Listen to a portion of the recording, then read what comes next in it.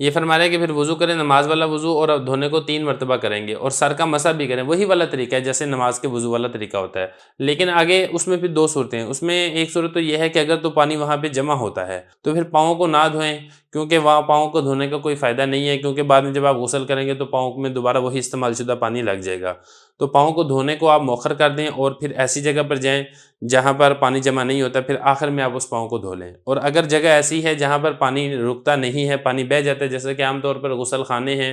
تو آج کل تو فلش سسٹم ہے تو پانی ٹھہرتا نہیں ہے، تو آپ جب وضو کریں گے تو اس میں پاؤں کو بھی آپ دھو لیں۔ فرما رہے ہیں کہ لیکن جو پاؤں کے دھونے ہیں اس کو مؤخر کرے گا ان کان یقف، اگر وہ ٹھہرا ہوا ہے فی محلن، ایسی جگہ میں یجتمع فیہ الماء، کہ وہاں پر پانی اکٹھا ہو جاتا ہے، تو چونکہ وہاں پہ دھونے کا فائدہ نہیں ہے اس لیے پاؤں کے دھونے کو مؤخر کرے گا۔ لیکن اگر ایسی جگہ نہیں ہے جہاں پر پانی ٹھہرتا ہے تو پھر وہ پاؤں بھی دھو لے، وضو یعنی مکمل کرے جیسا کہ نماز کے لیے وضو کیا جاتا ہے۔ ثم یفیض الماء علی بدنی، پھر اس کے بعد آگے یہ ہے کہ اپنے جسم کے اوپر 3 مرتبہ پانی بہائے گا۔